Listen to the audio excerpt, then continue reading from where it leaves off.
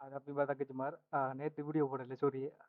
யூனிவர்சிட்டியில கொஞ்சம் எக்ஸாம் விஷயமா கொஞ்சம் படிச்சுட்டு இருந்தேன். கொஞ்சம் இயலாம போயிட்டு. நைட் ஆகுது நான் போடுவோம்னு பார்த்தேன். வீடியோ ஒன்று போடுவோம்னு பார்த்தேன். கொஞ்சம் இயலாம போயிட்டு சரியா.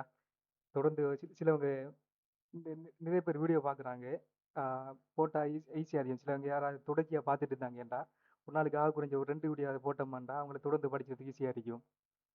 7 அளவு மேக்ஸிமம் ட்ரை பண்ணுறேன் சரியா. இப்போ யூனிவர்சிட்டி எக்ஸாம் இப்போ ஒரு ஒரு இந்த 1 வீக்குக்குள்ள அப்படி முடிஞ்சிரும். முடிஞ்சா அங்கால கொஞ்சம் ஃப்ரீ ஆகுவேன். அந்த டைம்ல கொஞ்சம் கூட கூட வீடியோ போடுவோமா. இப்போ பிஸி டைம்ல ஒரு ஒரு நாளைக்கு ஒரு 2 வீடியோ போட்டாலும் மற்ற டைம்ல கொஞ்சம் ஒரு நாளைக்கு ஒரு 10 வீடியோ அது போடுற ஐடியா உண்டு. எப்படியாவது குயிக்காக சிலபஸ் முடிக்கி. ஏன்டா மேக்ஸ் மட்டும் செய்கிற ஐடியா இல்லை எனக்கு. மேக்ஸ், சயின்ஸ், இங்கிலீஷ், ஐசிடி இப்படி அந்த பொதுவாக நம்ம எந்தெந்த பாடம்லாம் கஷ்டம்னு நினைக்கிறோமோ அந்த பாடத்தை நல்ல சிம்பிளாக விளங்கப்படுத்துவோம். அதுவும் எந்த கிளாஸுக்கும் போகாமல் எந்த செமினாருக்கும் போகாமல் நம்ம இருக்கிற புக்கை வச்சு நம்ம கவர்மெண்ட் புக்கை வச்சு எப்படி அழகாக விளங்கி படிக்கிறேன். நானும் அப்படி தான் படித்தேன் நான். ஆரம்பத்தில் கிளாஸுக்கு போய் போட்டு நான் சொல்லியிருக்கேன். நான் திருப்பி சொல்லலை. அது ஆரம்பத்தில் கிளாஸுக்கு போய் போட்டு அப்புறம் கொஞ்சம் டைம் எல்லாம் வேஸ்ட் ஆகுறேன்ட்டு வீட்டில் வந்து படிக்கிறேன் நான். எப்படி நம்ம செல்ஃப் ஸ்டடி செல்ஃப் ஸ்டடி எவ்வளோ முக்கியமானது என்று நமக்கு தெரியும். சரியா. அப்ப நம்ம வீடியோக்குள்ளே போகலாம், படிப்புக்குள்ளே போகலாம். சரியா. அப்போ நம்ம ஆல்ரெடி நம்ம இது கவர்மெண்ட் புக்கை பேஸ் பண்ணி தானே படிக்கும். அப்போ நம்ம என்ன செஞ்சோம், ஃபர்ஸ்ட் வீடியோவில் தலை உருவங்களை சுற்றளவு படுத்தி பார்த்தோம். பார்த்து இந்த செவ்வகம், சதுரம், முக்கோணி, வட்டம் எல்லாம் பார்த்தோம். இதெல்லாம் நான் மார்க் பண்ணி வச்சுக்கொள்றது. படிக்க தந்த ப்ரோ அப்படி மார்க் பண்ணி வச்சுக்கொள்றது. சரியா. நம்ம இருக்கிற எல்லா சுற்றளவுமே பார்த்து கிடைச்சா இது மட்டும் இது ஐடியாவை மட்டும் சொல்லி தந்தேன். சின்ன ஒரு ஐடியா பார்த்தோம். என்ன ஐடியாண்டா இதுக்குறது இல்லை, பொதுவாக பார்த்தோம். அது அந்த வீடியோவில் பார்த்துக்கோங்க சரியா. திருப்பி சொன்னால் டைம் போயிட்டு இருக்கும் அதுலேயும். அடுத்தது இப்போ நம்ம இந்த வீடியோவில் நம்ம பார்க்க போகிற விஷயம் ஆரைக்கிரையின் சுற்றளவை காணல். நம்ம இந்த வீடியோவில் பார்க்க போகிற விஷயம் ஆரைக்கிரையின் சுற்றளவை காணல். ஆரைக்கிரை என்ன? ஆரை சிறை. இந்த இதை பாருங்க, இந்த சொல்ல பாருங்க. ஆரை என்ன? இதான் ஒரு வட்டம். ஆரை என்ன? உதாரணத்துக்கு இதான் ஒரு வட்டமாமண்டா. வட்டத்தின் மையத்துக்கும் வட்டத்திற மையத்துக்கும் பரிதிக்கு இடைப்பட்ட அந்த தூரம் தானே என்கிற ஆர். சரியா. வட்டத்தின் மையத்துக்கும் இந்த பரிதிக்கு இடைப்பட்ட அந்த தூரத்தை தானே நம்ம ஆரைன்னு சொல்றேன். அப்போ இது ஆரைக்கிறேன் என்னன்னா 2 ஆரையால சிறைப்படுத்தப்பட்ட பகுதியை தான் சொல்றேன் பாருங்களா. இங்க பாருங்க, வாசி பாருங்க. நம்ம புக்கை வச்சு எப்படி படிச்சிருக்கிறதா நம்ம நோக்கம். அதான் நான் புக்கை வச்சு சொல்றேன் சரியா. சும்மா சொல்லாம சொல்றேன். புக்கை வச்சு இருக்கிற தமிழ்ல எல்லாம் எப்படி விளங்கி படிக்கிறேங்கிறதா. இப்போ யூடியூப்ல பார்த்தீங்கன்னா கிரேட் அண்ட் மிக்ஸ் அடிச்சிங்கன்னா நிறைய வீடியோ வரும் தமிழ்லேயே. நிறைய எக்கச்சக்கமான வீடியோ வரும். நம்ம இந்த வீடியோவில் ஸ்பெஷல்லே கவர்மெண்ட் புக்கை வச்சு எப்படி படிச்சு பாஷையும் தாண்டி எப்படி அந்த பாடத்திலேயே ஒரு நல்ல ரிசர்ச் எடுக்கிறங்கிறது தான் நம்மளோட கோல். சரியா. வாங்க புக்கை வச்சு எப்படி படிக்கிறேன்னு பார்ப்போம். ஆரைச்சிரையின் சுற்றலை காணல். நம்ம இப்போ பார்த்துட்டோம். இதுதான் ஆரைச்சிரை. இங்கே பாருங்க. ஃபர்ஸ்ட் நோட்ஸை வாசிப்போமா. மேற்குறித்த உருவில் ஒரு வட்டத்தின் இரு ஆறுகள்னாலும் மேற்குறித்த உருவம் இந்த உருவம் இதுதான் அந்த மேற்குறித்த உருவில் ஒரு வட்டத்தின் இரு ஆறுகள்னாலும் இது ஒரு ஆறை, இது ஒரு ஆறு என்ன இரு ஆறுகளினாலும் பரிதியின் ஒரு பகுதியினாலும் நம்ம தெரியும். பரிதி என்ன? இந்த ஓரம் தானே பரிதி. அப்ப நிறைய இதைத்தான் அந்த பரிதியின் ஒரு பகுதியினாலும் சொல்றாங்க. வட்டத்தின் இரு ஆறுகளினாலும் பரிதியின் ஒரு பகுதியினாலும் பரிதியில ஒரு பகுதி சரியான முழு பகுதியும் இல்லை. பரிதியின் ஒரு பகுதியினாலும் உள்ளடக்கப்பட்ட ஒரு பிரதேசம் நிரட்டப்பட்டுள்ளது. இந்த ப்ளூ கலர்ல நிரட்டிக்காங்கவா இது நிரட்டப்பட்டுள்ளது. அத்தகைய ஒரு பிரதேசம் ஆரைச்சிறை எனப்படும்.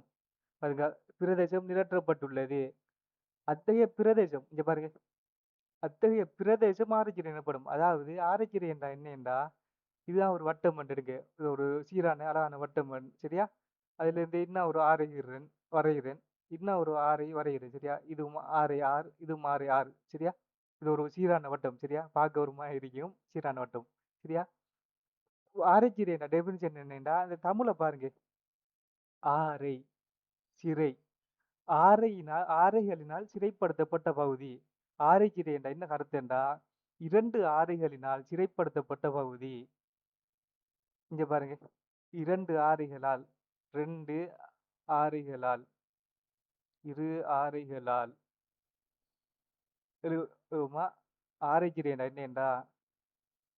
ஒழுங்கா எழுதுவோம் சரியா? நம்ம இப்ப ஆரைச்சிரைங்கிறத பத்தி தான் பார்த்துட்டு இருக்கோமே. ஆரைச்சிரை. இது நீங்க கொப்பியில ஒழுங்கா எழுதணும் சரியா? கொப்பியில கட்டாயம் நோட்ஸ் எழுதி கொடுங்க. எப்படி நீங்க ஒரு கிளாஸ் கொடுத்து காசு கொடுத்து ஆன்லைன்லயோ இல்ல பிசிக்கலாவோ கிளாஸுக்கு போனீங்கன்னா எப்படி நோட்ஸ் எழுதுவீங்களோ அப்படி கட்டாயம் எழுதுங்க. நான் அப்படித்தான் படிக்க நான் இதுக்கு முன்னாடி கிளாஸ் கொடுக்கக்குள்ள எப்படி ஸ்டூடெண்ட்ஸுக்கு படிச்சு கொடுத்தனோ அதே மாதிரி தான் செய்ய போறேன் சரியா? அதனாடி ஒழுங்கா எழுதி கிளாஸ் மாதிரியே படிங்க சரியா? ஆரைச்சிரை. ஆரைச்சிரை என்ன நம்ம பார்த்தோம்.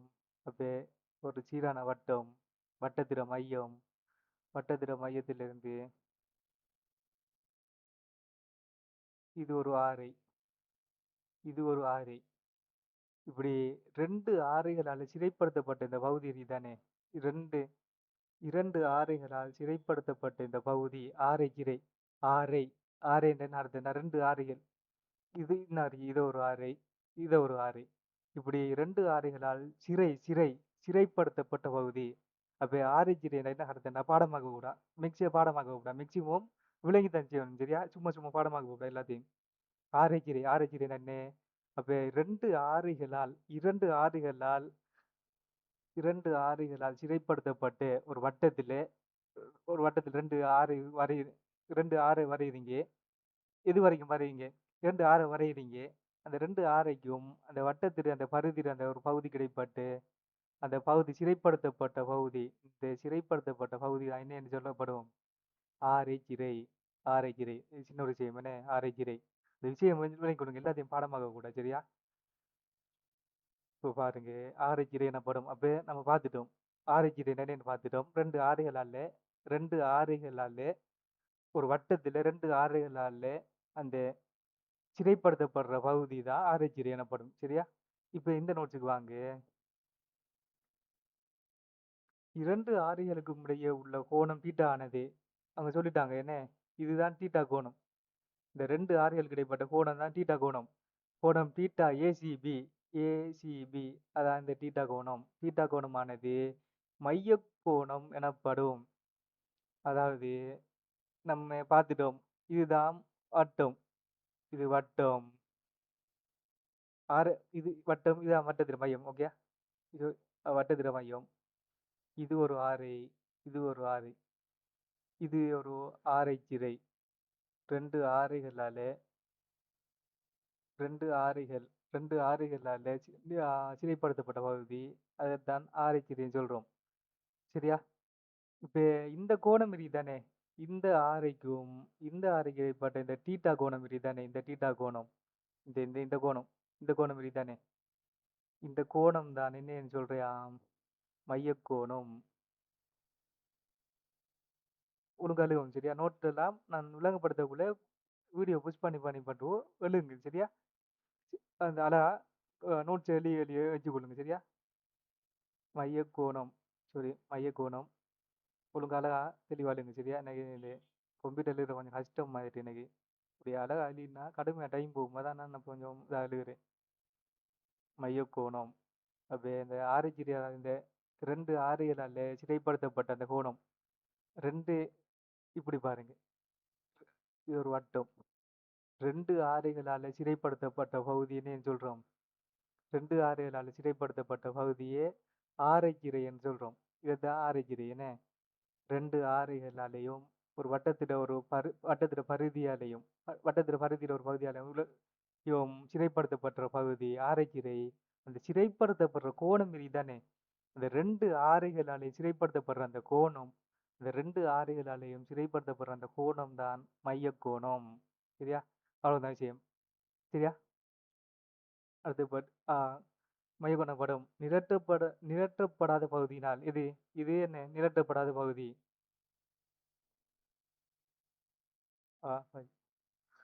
நிரட்டப்படாத பகுதியினால் மையக்கோணம் 360 தீட்டா ஆக உள்ள ஆரைச்சிரை காட்டப்பட்டுள்ளது. நல்லா வாசிங்க. என்னது இது? அர்த்தம் என்னது?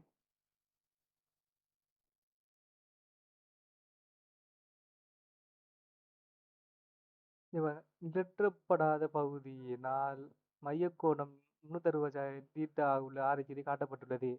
நிழற்றப்படாத பகுதியினால் இது இந்த வெள்ளை ஏரியா தானே, இந்த நீல ஏரியா ஆரஞ்சு ரேன்னு சொல்றாங்க நிழற்றப்பட்ட பகுதி. இப்ப இந்த வெள்ளை பகுதியை பத்தி சொல்றாங்க. நிழற்றப்படாத பகுதியினால் மைய கோணம் 360 தீட்டா. நம்ம தெரியும் ஒரு வட்டம் இருக்காமண்டா, இது ஒரு வட்டம். சரியா? வட்டம், மையம். வட்டத்துல மையத்தை சுத்தியுள்ள கோணம் என்ன? இந்த மையத்தை சுத்தியுள்ள இந்த கோணம் என்னன்னு வரும்? 360 வரும். அது எப்படி பாக்குறது? பாடமாக்குறியா? பாடமாக்க கூட மிக்ஸ் வேலுமான மிக்ஸும் பாடமாக்கிய கூட. எப்படி பாக்குறது? இதான் ஒரு வட்டம். வட்டத்துல மைய கோணம், வட்டம், மையம். இதுல கோணம் எப்படி பாக்குறது? இது பாருங்க. வட்டத்தை 4ஆ பிரிங்களேன். சரியா? இதான் 6. சரியா? இது ஒண்ணு 6 தானே? 90 வரும் என்ன? எத்தனை 90 வருது? 4 செங்கோணம் என்ன? 4 செங்கோணம். பாருங்க. வட்டத்துல மையத்தை நம்ம என்ன செய்யறோம்? ஒரு வட்டத்தை 4ஆ பிரிக்கும். சிரிச்சாம 4ஆ பிரிக்கோம்டா, இந்த ஒவ்வொன்றுக்கு இடைப்பட்ட அந்த கோணம் இது ஒரு ஆரக்கிரி தானே. இந்த கோணம் 90 வரும். எத்தனை கோணம் வருது? செங்கோணம் 4 செங்கோணம் வருது. அப்ப 4 ஒரு செங்கோணம், ஒரு செங்கோணம் 90. அப்ப 4 செங்கோணம் 4 90, 9 4 36, அங்கால ஒரு சைபர் 360. அப்ப வட்டத்துல இந்த மைய கோணம் என்னன்னு வரும்? 360. இப்ப என்ன சொல்றாங்க? இது அர்த்தம் என்னடா? நிழற்றப்படாத பகுதியினால் மைய கோணம் 360 தீட்டா. இங்க பாருங்க, அவங்க சொல்றாங்க இந்த கோணம் இதுதானே, இந்த கோணம் தீட்டாவாம். இந்த இந்த இந்த கோணம் தீட்டாவாம். அப்ப இந்த கோணம் என்ன வரும்? அந்த கோணம் 360 தீட்டாண்டு வரும். திருப்பி ஒழுங்கா எழுதுவோம். இதான் வட்டம். சரியா? வட்டம் ஒழுங்காக்கிறோம். சரியா? வட்டம் எல்லாம் ஒழுங்காக்கிறோம். வே இங்க பாருங்க என்னண்டா, இது எத்தனை ஆரைக்கு நீங்க சொல்லுங்க பாப்போம். இது ஒரு சீரான வட்டம், இது ஒரு ஆரை, இது ஒரு ஆரை. சரியா? இங்க எத்தனை ஆரைக்கு 2 ஆரைக்கு. இங்க பாருங்க, இந்த இதனை இந்த கோணத்தை நம்ம தீட்டாண்டு எடுப்போம். சரியா? இந்த இதனை இந்த கோணத்தை தீட்டாண்டு எடுப்போம். நம்ம நேரத்தோட படிக்கிட்டோம். நம்ம இப்ப படிக்கோம் மொத்த கோணம், இந்த மையத்தை சுத்தி இருக்கிற அந்த மொத்த கோணம் 360 படிக்கும். நினைக்கும் 360 படிக்கும். அப்ப இவ்வளவு கோணமும் தீட்டா வேண்டா, மிச்ச கோணம் என்னன்னு வரும்? 360 தீட்டாண்டு வரும். 360 தீட்டா.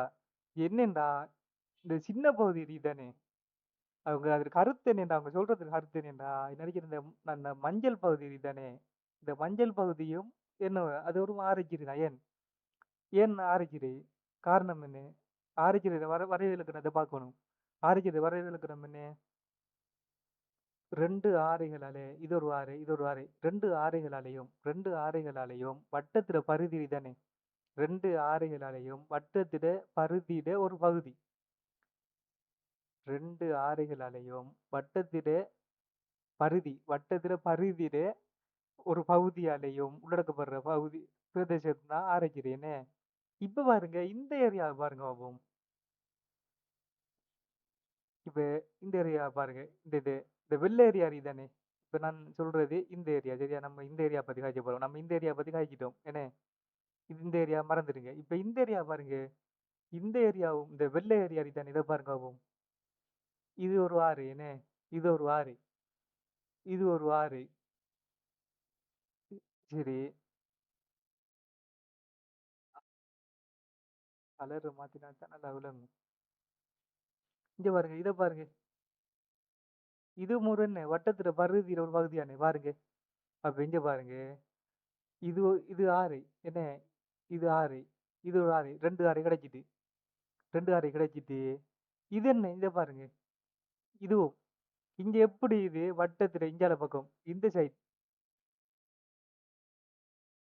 சைட்ல நம்ம எப்படி இதை ரெண்டு ஆறை என்றும் 2 ஆறை என்றும் இதை வட்டத்தில பரிதியிட ஒரு பகுதி என்று சொன்னோமோ, அதே மாதிரி தானே இங்கேயும் பாருங்க. இது ஒரு ஆறை, அதே ஆறை, இதுவும் அதே ஆறை. இன்னைக்கு இது என்ன, இங்கே இந்த சின்ன துண்டு மாதிரி பெரிய துண்டு வட்டத்திட பரிதியிட ஒரு பகுதி. அப்ப இன்னடி தானே இந்த பிளக் ஏரியா தானே, இந்த கருப்பு ஏரியா, இதுவும் தான், இதுவும் ஆரைக்கீரை தான், அதுவும் ஆரைக்கீரை. சரியா?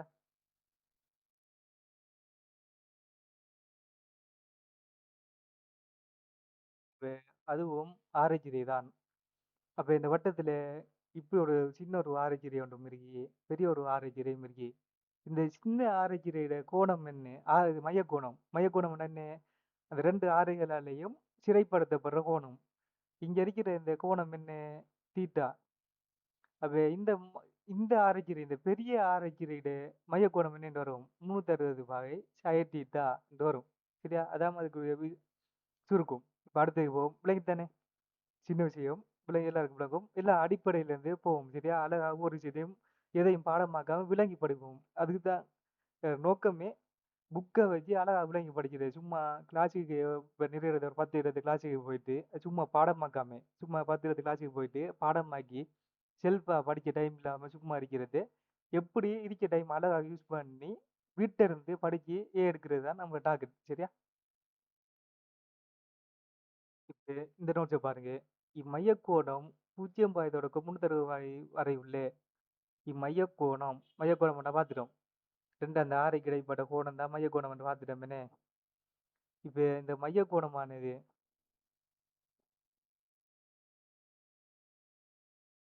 இம்மையக்கோணம் 0 பாய் தொடக்கம் 360 வரை உள்ள எந்த பெருமானத்தையும் கொண்டிருக்கலாம். இந்த மையக்கோணமானது 0 பாய் தொடக்கம் 360 வரையுள்ள எந்த பெருமானத்தை கொண்டிருக்கலாம். என்ன அர்த்தம்? இந்த மையக்கோணம் என்பது 0 பாய்க்கும் 360க்கும் இடைப்பட்ட எந்த பெருமானத்தை கொண்டிருக்கலாமாம். சரிதானே? இந்த டீட்டாங்கிறது மையக்கோணம் டீட்டான்னு பார்த்துட்டோம். இதான் வட்டம் பண்ணா நம்ம மையக்கோணம்ங்கிறது டீட்டான்னு பார்த்துட்டோமே. சரி டீட்டாங்கிறது இந்த டீட்டாரி தானே. இந்த டீட்டாங்கிறது 0 பாகையாகவும் இருக்கலாமாம், 360 பாகையாகவும் இருக்கலாமாம். ஏன்னா சொல்றாங்க பாருங்க. இம்மையக்கோணம் 0 பாகை தொடக்கம் 360 பாகை வரையுள்ள 360 பாகை வரையுள்ள 360 வரையுள்ளனா 360 வரும். 0 பாகை தொடக்கம் 360 பாகை வரையுள்ள எந்த பெருமானத்தையும் கொண்டிருக்கலாம். அப்ப இந்த டீட்டாங்கிறது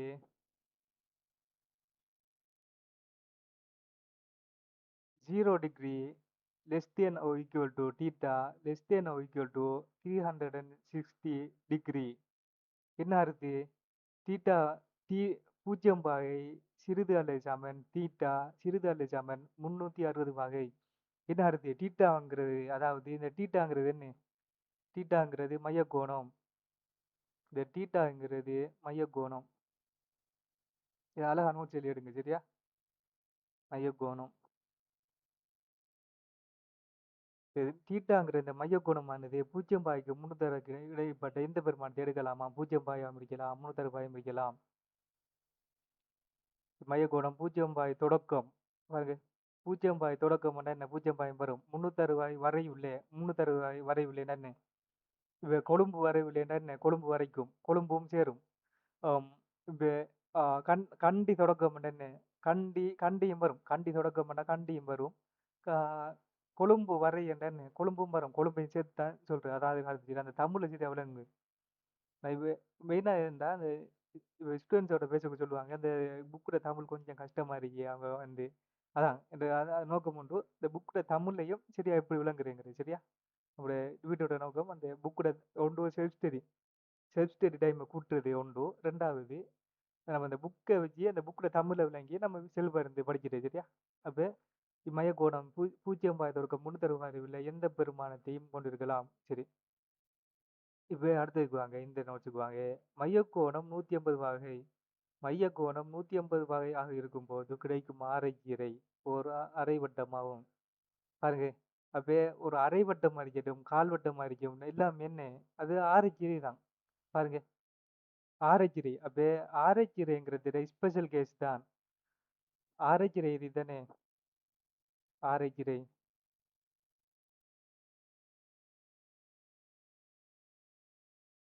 ஆரைக்கீரையிட ஸ்பெஷல் கேஸ்.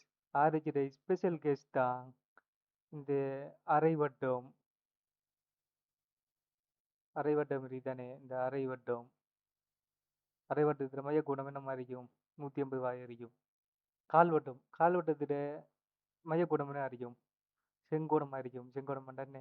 90 பாகை. அப்ப மையக்கோணம் 180 வகை. மையக்கோணம் 180 வகையாக இருக்கும்போது கிடைக்கும் ஆரைச்சிறை ஓர் அரைவட்டமாகும். அப்ப மையக்கோணம் 180 வகையா இருந்தா மையக்கோணம் 180 வகை இருந்தாவும் அதுவும் ஆரைச்சிறை தான். நிறைய இது என்ன? இது ஒரு ஆரைச்சிறை. இது ஒரு ஆரை குறைப்போமா? ஆரைச்சிறை.